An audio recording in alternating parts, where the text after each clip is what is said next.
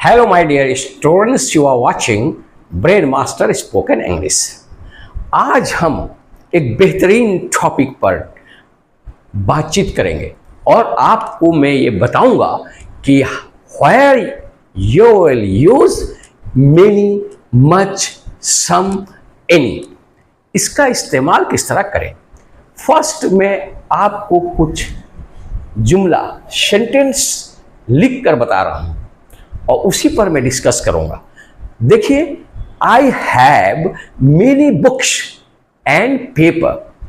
ये जो सेंटेंस है I have many books and paper, ये गलत है। क्यों गलत है?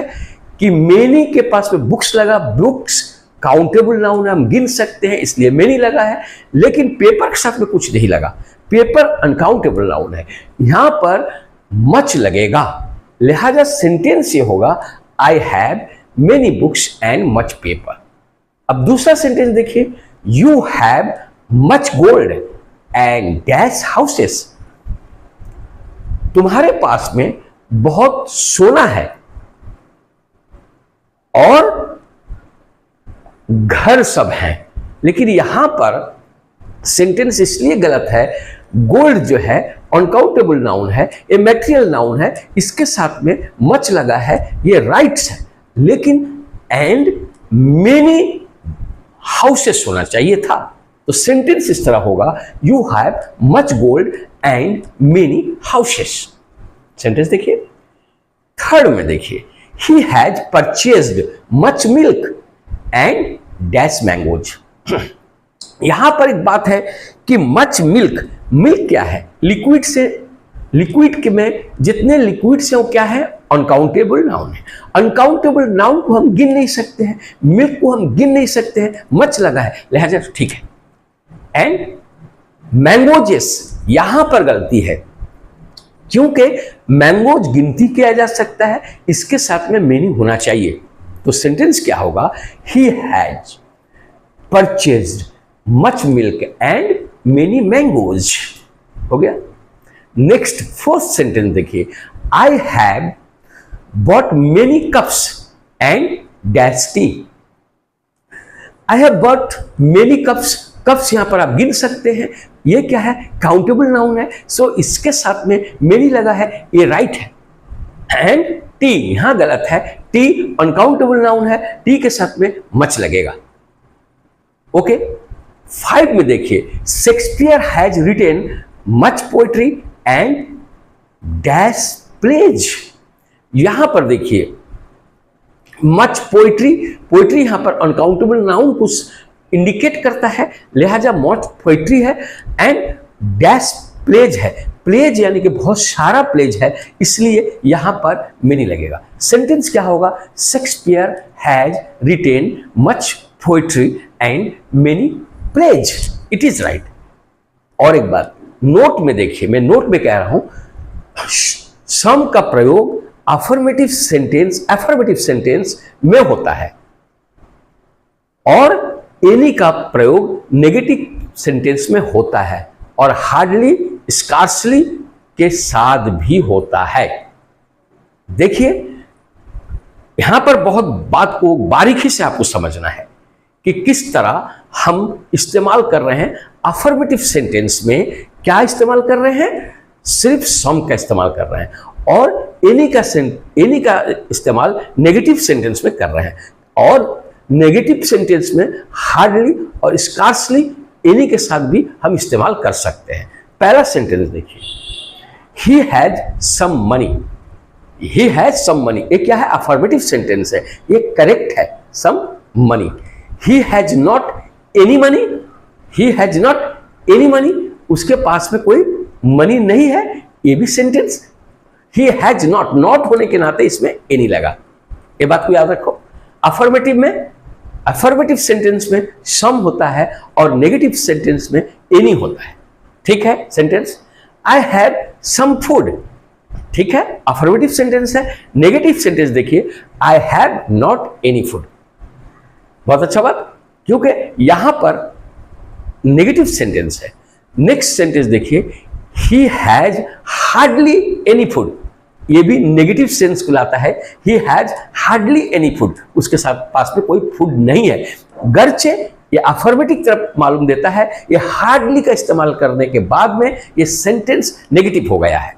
इसी तरह there are scarcely any good books here, there are scarcely any good book here. यहां पर देखिए सेंटेंस स्कार्सली ये नेगेटिव का सेंस लाता है, इसलिए यहां पर एनी का इस्तेमाल हुआ है।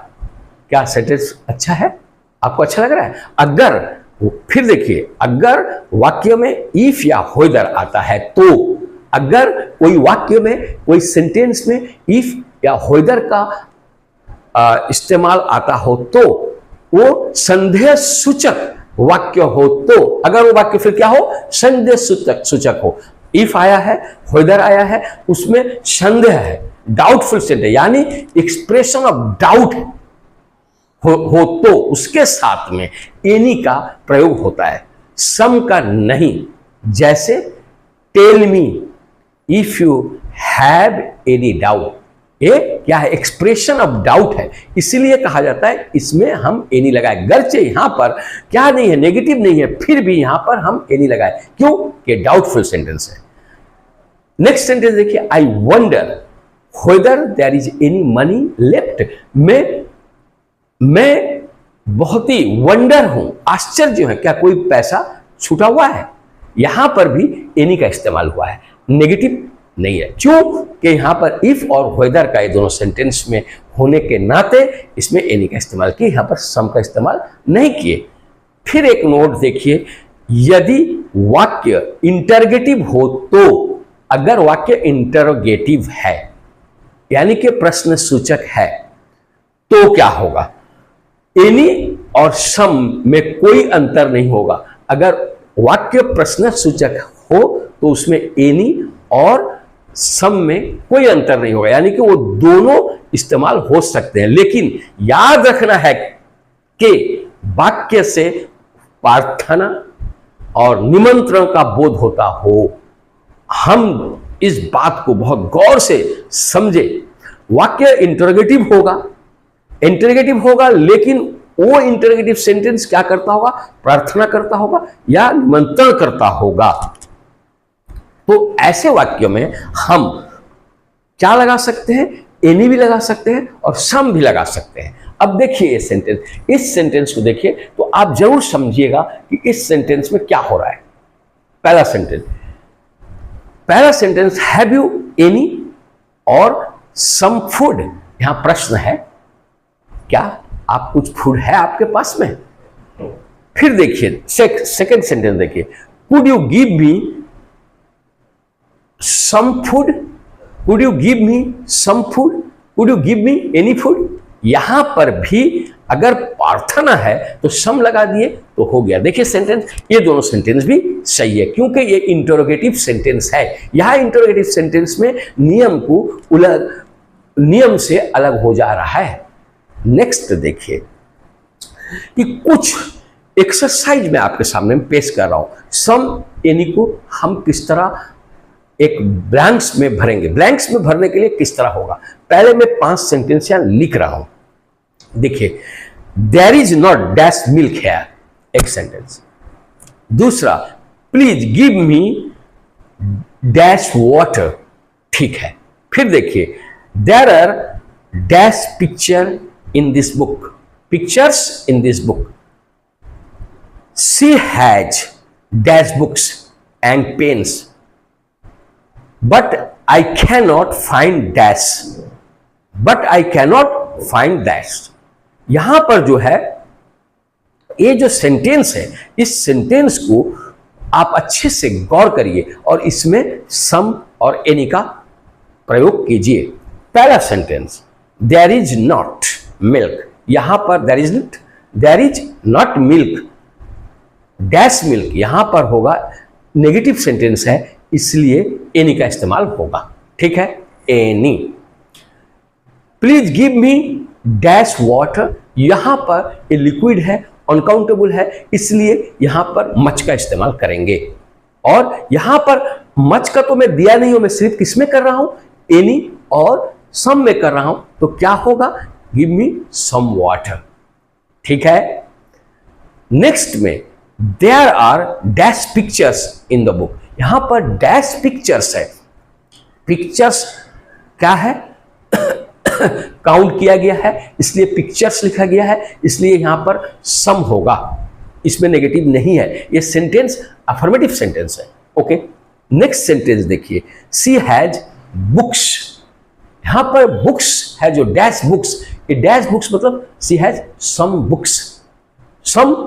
Books and pens. उसके पास में कुछ बुक्स हैं और कलम, बहुत सारे कलम हैं। But I can't find dash.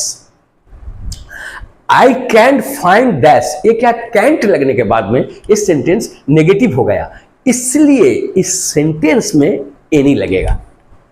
आपको समझ में आ गया? तो first sentence, there is not any milk here. Next, please give me some water. यहां पर सम वाटर हुआ। There are some pictures in this books. ठीक है। She has some books and pens but I can't find any. Is it correct? Now हम जो concept को लाके आपके पास में रखे, उम्मीद है कि आप समझ गए होंगे। मैं ये नहीं चाहता कि आपको एक थोड़ा से बात बताने के बाद में अलग हो जाऊं, बल्कि मैं ये चाहता हूं कि आप इस ग्रामेटिकल पोर्शन को समझिए। You may speak with these words, इस्तेमाल करके करिएगा और राइटिंग भी करिएगा, आपका राइटिंग करेक्ट होगा। ओके। और थैंक्स कहने के पहले मैं ये कहना चाहूँगा कि अभी तक आपने मेरे चैनल को सब्सक्राइब नहीं किया, कुछ तो आपके पास में जाता है। और फिर मैं पोइट्री को भी पढ़ाता हूँ। आप उस पोइट्री को सीखने के लिए पोइट्री वर्ल्ड जो मेरा प्लेलिस्ट है उसमें जाइएगा। पोइट्री वर्ल्ड जो है उसमें बहुत सारे पोइट्री हैं, आप किसी भी क्लास के हों उससे पोइट्री खोजकर देख सकते हैं। मैं उसको सब्सटेंस, समरी सब बताता हूँ।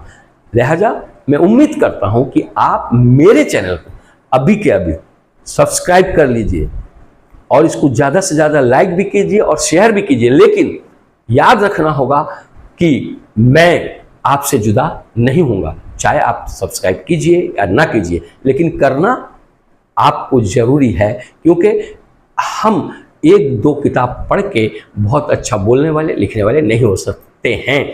Thanks a lot.